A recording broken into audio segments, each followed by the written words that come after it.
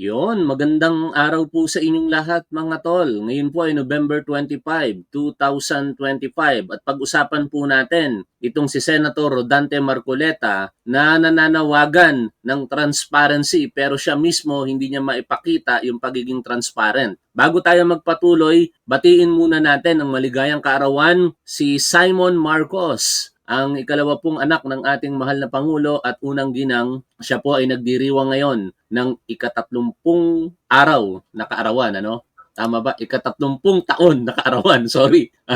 Yan. Si First Lady Lisa Marcos ay bumati po sa kanya sa kanyang Facebook page ng Happy Birthday Simon. Kasama po dito syempre ang mga litrato ng kanilang pagsasama, no? Mula sa pagiging infant, sanggol, ano, hanggang sa nagbinata at ngayon 30 years old na. Wala pang may asawa sa mga anak ni First Lady at Pangulong Bongbong Marcos, ano, talagang napalaki sila ng maayos, magagalang, may pakikipagkapwa-tao at higit sa lahat, ang pinakahinahangaan ko sa katangian ng mga anak ng ating mahal na Pangulo ay ang kanilang pagiging humble, ano? Napaka mapagpakumbaba, mababa ang loob ng mga anak. Wala sa mga anak ni Pangulong Bongbong Marcos ang mayabang. Kaya yan ba ang sasabihin nila na pinalaki ng mag-asawang adik? Kasi sa aking pagkakaalam, kapag ka ang adik merong pamilya, dysfunctional kadalasan ito. Magulo, mga balasubas ang pag-uugali. Ganun po. Pasensya na, pero yun talaga yung realidad eh. Marami akong na-encounter na mga adik nung ako po'y nasa kapulisan pa. Kaya again, happy birthday kay Sir Simon. Sana lahat po ng inyong kahilingan sa kaarawan ninyo sa araw na ito ay matupad. Saka ipagpatuloy lamang ng sana yung mga blessings ay may ipagpatuloy na nagsha-shower sa inyo, ano, mula sa ating Panginoon. Okay, ngayon puntahan na po natin ito pong issue. Again, si Senador Rodante Marcoleta, ang tingin nito sa kanyang sarili ay napaka-perpekto eh, no? Hindi magkakamali, no? Lagi itong tumitindig sa kanyang paniniwala na siya'y tama. At isa doon, syempre, yung pagiging bukas sa lahat ng pagkakataon. Pero mukhang may nakaligtaan siya sapagkat nabubuko na ngayon, partikular yung kanyang yaman. Sa kanyang Statement of Assets, Liabilities, and Net Worth, ay dineklara niya lamang na meron siyang yaman na 51 million pesos. Pero sa kanyang Statements of Contributions and Expenditures or SOSE nang naisinumite niya sa COMELEC, ay sinabi niya doon na may isa ay hindi siya tumanggap ng kontribusyon kahit kanino. Meaning, lahat ng kanyang ginasta sa nakatapos na halala noong May 2025 para sa pagkasenador ay sarili niyang yaman. Pero ang nakakapagtaka, ang deklarasyon niya sa kanyang SOSE ay mahigit sa 100 milyong piso. Paano mangyayari na ang SOSE mo mas malaki kaysa sa iyong aktual na yaman? May mga paliwanag na dyan si Senator Rodante Marcoleta pero I do not know kung inyo pong paniniwalaan. Kaya kaugnay po ng discrepancy na yan, siya po ay binigyan ng palugit ng Commission on Election ng 10 araw para po ipaliwanag kung bakit magkaiba yung kanyang SALN at yung kanyang SOSE at bakit hindi niya dineklara ng tama yung Statements of Contributions and Expenditures. Sa balita po na ating basahin kahapon at mamaya, panoorin at reaksyonan po natin ang interview kay COMELEC Chairperson Garcia. Dito sa balita ng ABS-CBN, November 24, 2025, Marcoleta given 10 days to explain poll campaign contributions ayon po sa COMELEC. The Commission on Elections has given Senator Rodante Marcoleta 10 days to explain his campaign contributions in the 2025 midterm elections following allegations that there were some undisclosed contributions or donations to the senator. Lagi sa atin itong itinuturo ng mga abogadong vlogger at mga political scientist na kapag ka ikaw ay isang kandidato, dapat ang iyong gastos, lahat ng nagbigay sa iyo, gastos mo, idedeklara mo ng may katotohanan sa iyong SOSE as required sa ating batas o yung Omnibus Election Code. Pero mukhang hindi po ganon ang ginawa po nitong si Senador Marcoleta. COMELEC Chairman George Garcia told reporters the show cause order for Marcoleta was issued last Friday. Marcoleta's camp has 10 working days to respond, according to Garcia. Kaya kung 10 working days, magsisimula ng Lunes kahapon, no? Ikalawang araw ngayon yan. Marcoleta's camp, o ipinagpapaliwanag siya tungkol sa discrepancy na nakita sa SALN at sa SOSE. Again, pinagpapaliwanag pa lang naman. Yun ang malinaw dito, pinagpapaliwanag. Kontra-Daya Convenor Danilo Araw earlier raised concerns over Marcoleta's SOSE, doubting the accuracy of its content. Araw earlier told ABS-CBN News the zero total contributions received and total expenditures listed in Marcoleta's SOSE of 112,857,951 pesos and 44 centavos against the net worth in his SALN of 51,961,550 pesos, or only around 46% of his campaign expenses, is highly questionable and practically impossible. Meanwhile, in a TV interview, Marcoleta said he did not disclose campaign contributions. Ito parang pag-amin ito ni Marcoleta ng paglabag sa batas. Kasi ang required, ayon sa mga pagpapaliwanag ng mga abogado, dapat sabihin mo ang katotohanan. Pero inaamin ngayon ni Marcoleta na hindi niya talaga sinabi ang katotohanan from his friends because they had wanted to remain anonymous. Pwede bang maging dahilan yon? Sabi ng mga abogado, hindi daw. Kasi dapat, ayon sa batas, sabihin mo ang lahat, yung katotohanan kung paano ka nakatanggap ng mga donasyon kung meron at kung paano mo ito ginasta. Garcia said, they want to find out if there is a violation of some provisions of the Omnibus Election Code. Ito na po yung particular na provision sa batas. Under Section 98, for example, a person who contributed to a candidate, party treasurer, or any of their authorized representatives should use their own names. The record should also reflect this. Section 99 of the Omnibus Election Code, meanwhile, states that an individual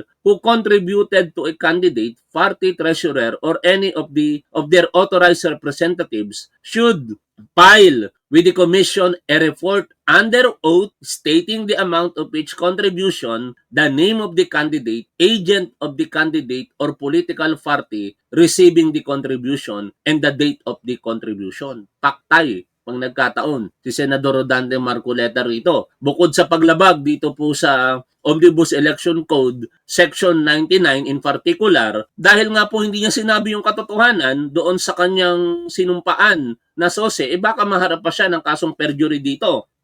Gusto rin nating ma-settled agad ang issue na yan. Ano ba talaga ang tunay na eksplanasyon? Paliwanag kasi ng batas natin, sadyang lahat ng nagpapail ng SOSE ng mga kandidato, partido political or party list, dapat ilatag lahat. Sino ang nagbigay, paano ginastos, may natira ba, nagbayad ba ng income tax, ayon po kay COMELEC Chairman Garcia. Gusto natin malaman kung may paglabag ba sa Section 99 o mayroong hindi nasama talaga at ano ang kadahilanan kung bakit hindi naisama ang ibang nagbigay o nag-donate na tao sa isang kandidato. Maliwanag po sa ating binasa ang isinasaad po ng batas. Malinaw din na itong si Senador Rodante Marcoleta na ayon mismo sa kanyang pag-amin ay hindi niya po sinabi ang lahat sa SOSE. Salamat Gina Chavez sa inyo pong super sticker. Maraming salamat po dyan sa blessing. Ngayon, pakinggan po natin ito pong interview kanina kay COMELEC Chairman George Garcia. Ang hinahanap kasi natin dito mga tol, hindi lamang yung ganitong pagpapaliwanagin. Accountability, di ba? Kung may paglabag sa batas, regardless kung sino ka, dapat managot ka. Regardless kung saang relihiyon ka nabibilang, dapat managot ka. Kasi alam niyo sa totoo lang, napakalakas talaga ng Iglesia ni Cristo. Alam naman yan ng mga miyembro nila, no? Talagang tunay na napakalakas sila pagdating po sa gobyerno. Kaya ang tanong, kaya ba ng COMELEC ang kalakasan ng Iglesia ni Cristo na papanugutin ang isa sa mga miyembro na ito, lalo na isang senador? Pakinggan po natin si COMELEC Chairperson Garcia. So the COMELEC has already issued a show cause order and you have given 10 days, a 10-day period for Senator Marcoleta to respond on the alleged omission of campaign donors and the discrepancy between his SOSE. I want to start first with this. Did you receive an actual complaint regarding Senator Marcoleta's alleged non-disclosure? Ma'am Karen, no actual complaint was ever filed before the Commission on Elections. No actual complaint. Aba, mukhang ginagawa ng Commission on Elections ang kanilang trabaho ngayon. Ang ibig sabihin, kung walang nagreklamo, nagkusa sila. Motu proprio action ang ginawa po dito. Pag nagkusa, nag-initiate sila ng action dahil sa paningin nila baka merong nalabag na batas itong si Senador Rodante Marcoleta.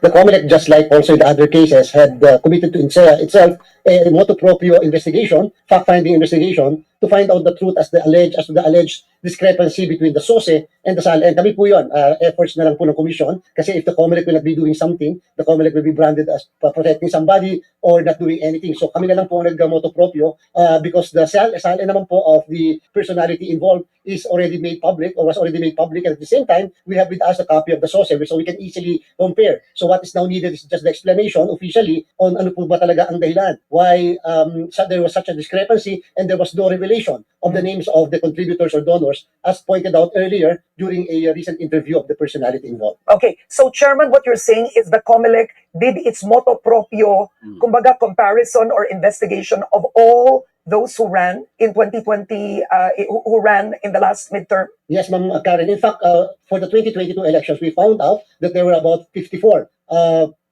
contractors who gave donations and contributions to several candidates, even for the position of president, vice president, senators, and until up to the position of vice governor. Now, in the case of the 2025 national and local election, just most recently, we found out that there were about 31 contractors, perhaps public works contractors or alleged public works contractors who contributed funds sa mga campaign organizations ng political parties and party lists and candidates. And so we likewise issued the necessary show cause orders directed against these individuals or corporations. Okay, bawal po ba ang contractor mag-donate sa isang kandidato? Or ang bawal ay kung ang contractor ay may kontrata sa gobyerno? Thank you very much, Ma'am Karen, for that question. Contractor per se, we have to make a distinction. If the contractor is a private contractor, meaning nangungontrata sa private sector, we have no problem with that. But if the contractor is a public works contractor under Section 95C of the Omnibus Election Code, it's very clear that a contractor in the government, especially for public works or service contractor, cannot make a donation to a candidate, a political party, or a party list. So bawal na bawal po sila.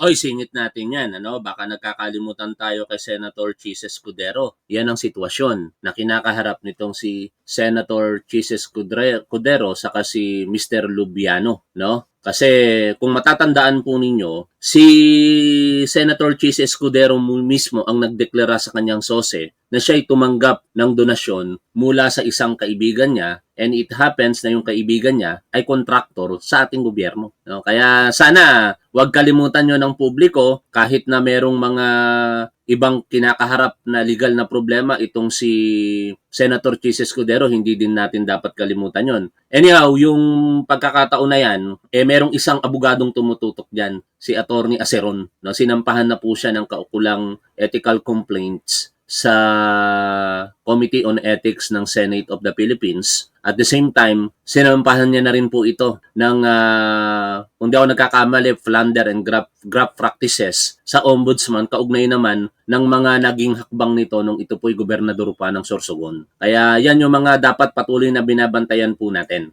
Tuloy po tayo sa pakikinig po dito.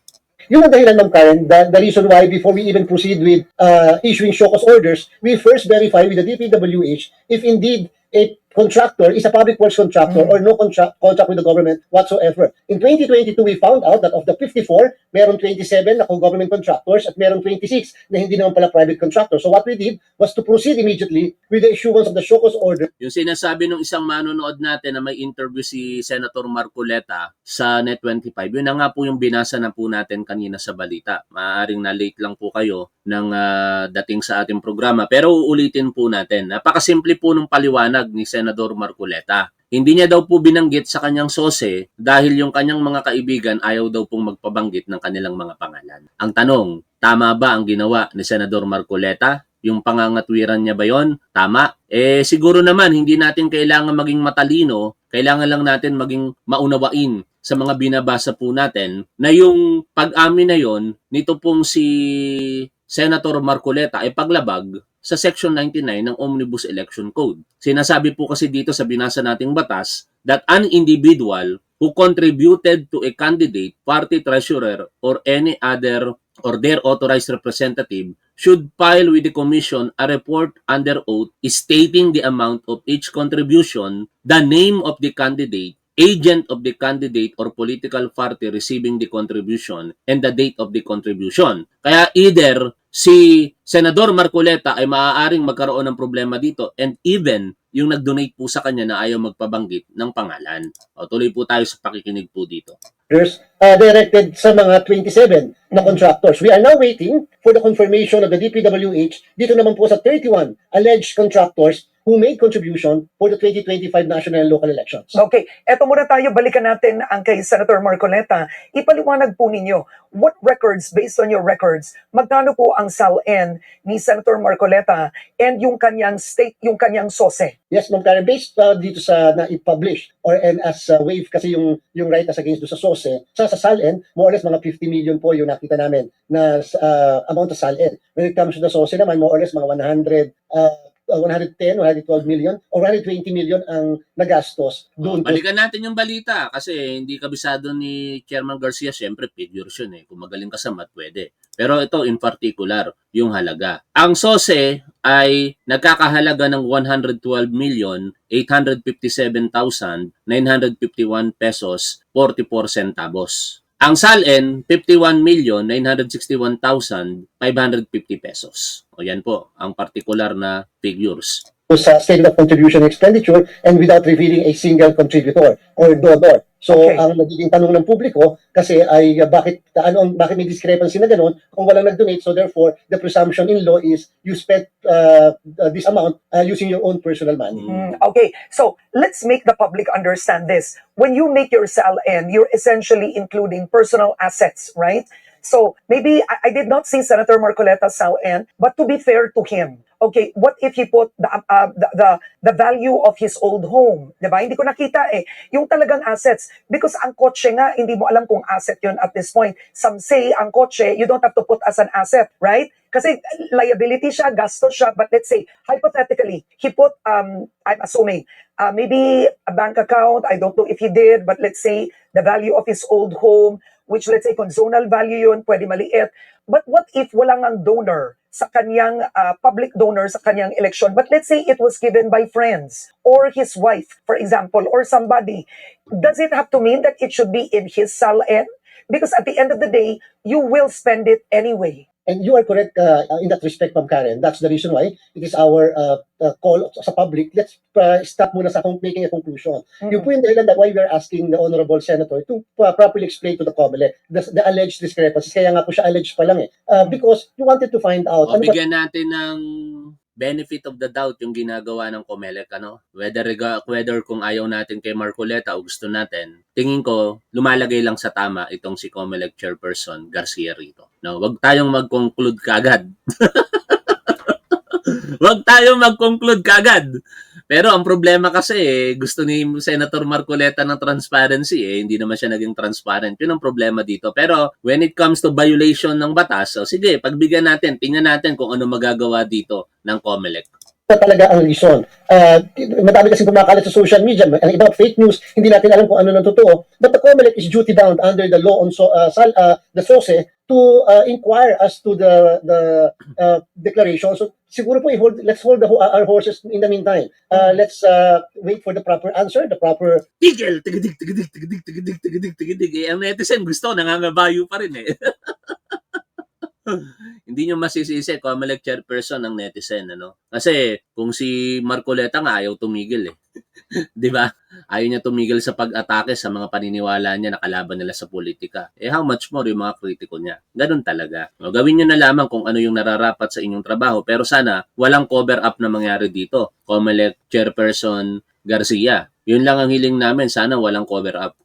Investigation so that the COMELEC can come up with the real facts dito sa case na to. Tama po kayo. Perhaps sometimes hindi naman discrepancy. May reason kasi kung bakit hindi mo nilagay sa SALN, kung bakit ito nilagay mo sa SOSE. And take note, the SOSE should contain expenditures, expenses, donation contributions made during the campaign period. So dapat makita rin po natin yon. bakit pa talaga hindi na-reveal o nalagay yung mga pangalan na yan kung sakasakali man na talagang hindi nilagay. Okay, now ang tanong ko, let's say so what the source of Senator Marcoleta does not point to any donor, no, for the campaign expenses, no donor. So yung Yes, ma'am. anong nakalagay doon specifically, sir? 100 million of his personal funds ang ginastos niya? Wala naman po sinabi naman na Hmm. personal fund ngayon, but since wala po nakalagay na donor, walang nakalagay na contributor, so the presumption in law, in the meantime, that presumption stands in the meantime, is that you spent your own personal fund just to finance your own campaign. And that's why, let's wait.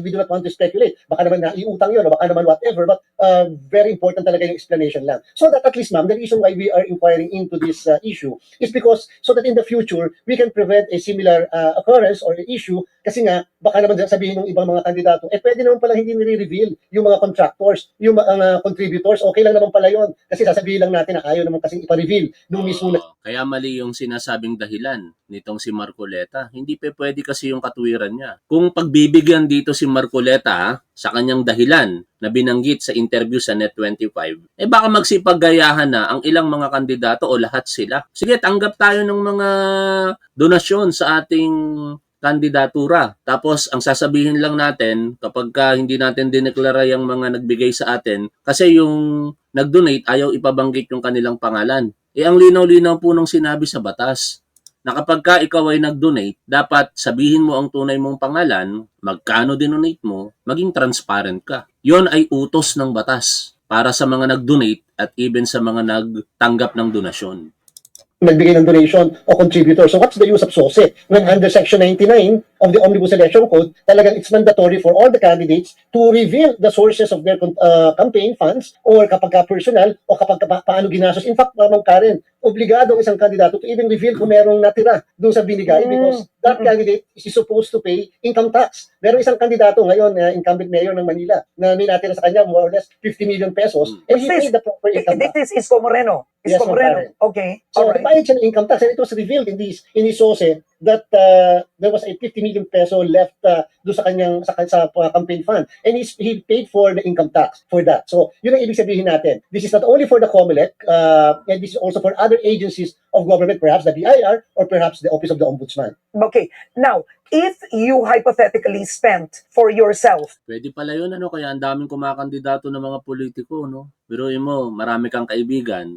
Ano kaya kung mandidato ko, no? Tapos tumanggap ng donasyon. Ano lang to, biro lang to. Tanggap ng donasyon. Tapos, ang gagastusin ko sa halalan, limitado lang. Idedeklara ko ngayon yun, syempre. Kasama nyo ng mga nag-donate sa akin kung magkano dinonate nyo. Ang kabuuan ng donasyon sa akin, 50 million pesos. Ang ginasta ko lang 20 million pesos. Meron akong 30 million pesos income. Ibabalik ko pa ba yun sa mga nag-donate sa akin? Hindi na. Magbabayad na lang ako ng income tax. Kaya siguro ang daming kumakandidato. Pinagkakakitaan nila yung halalan. Matalo manalo, meron silang kita. Pangako ko, hindi pa ako papasok sa politika, mga tol. Malabong mangyari yan. Tuloy po tayo rito.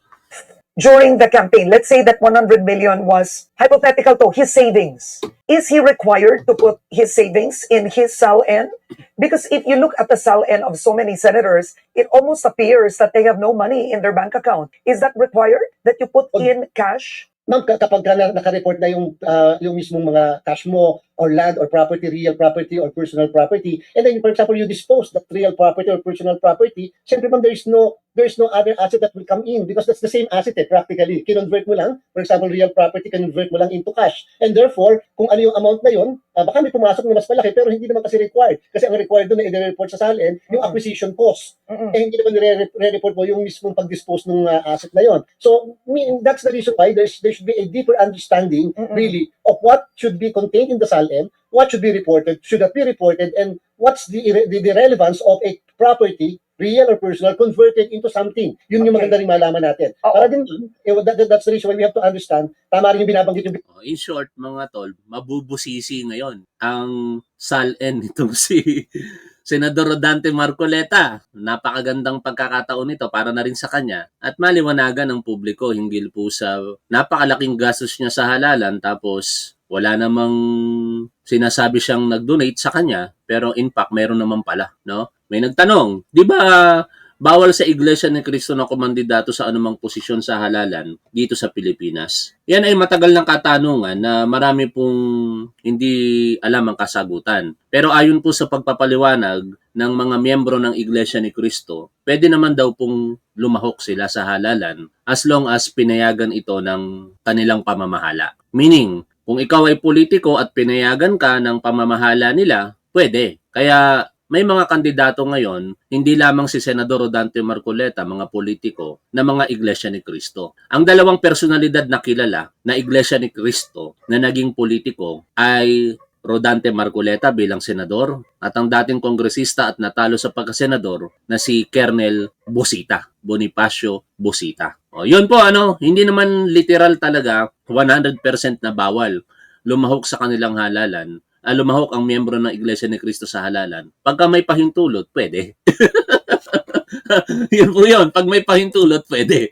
Before malaman natin ano pa talaga dapat yung nakalagay sa SALN, ano yung hindi dapat ilagay, and how do we treat yung mga nakalagay sa SALN. Oo. As against the SOSE naman. Kasi, May napakaganda yes. pong pagkakataon Kasi ito. halimbawa, tatakbo ang isang tao for public office, nakakuha siya ng 250 million. I wouldn't say that as something I would put in my SALN because you're gonna spend it, right, for a specific purpose. Pero ang sinasabi po ninyo, ang SOSE na kay Senator Marcoleta does not have details. Is that correct of where the 100 million came from? Tama? Wala po siya mga contributors kasi or donors, so the presumption in law is Doon nagkakaroon ng problema ngayon si Marcoleta. Kasi ang sinasabi nga at pinapaliwanag sa atin nitong si Chairman Garcia, ang ipinagpapalagay ng batas, kapag ka may ginasta ka, dapat sinabi mo lahat ng mga partikular na detalye tungkol doon. Sino nagbigay, paano mo ginasta, at kung ano-ano pa.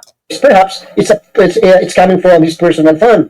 So personal yun. Oo. So hindi na natin para pakialaman yung personal fund. But na what yun. if it came from his wife, his daughter, his brother, people who are not in public office? Does he still have to put that in? Yes po, kapag po sister, brother, a son, daughter, dapat po that's also to form part of the donation or contribution. Siyempre, bawal lang under the civil code or family code of the Philippines, bawal kasi ang spouses to give donation to one another. So yun lang po yung iniiwasan. Pero yung all others, you have to report. Kahit nanay, tatay mo, you have to report to your SOSE. But again, there may be an explanation as to why there is a discrepancy. And that's why we have to wait for that explanation. Yun po Okay. yung maganda dito sa ginagawa natin na form Ano kaya ang explanation dyan ni Senador Rodante Marcoleta, no? Pero tandaan natin, nagbigay na siya ng paunang explanation. Hindi niya na pwedeng bawiin pa yon, no? Kasi pag binawi niyo, lalabas na sinungaling siya. Aabangan natin sa mga susunod na pagkakataon saan hahantong ang tagpo na ito, mga tol. Ang mahalaga, kumikilos ang Commission on Election and we are hoping na hindi sila maging bias po dito, pabor para kay Senador Rodante Marcoleta, kung hindi doon lamang sa kung ano ang sinasabi po ng ating batas. Maraming salamat po sa inyong lahat, mga tol.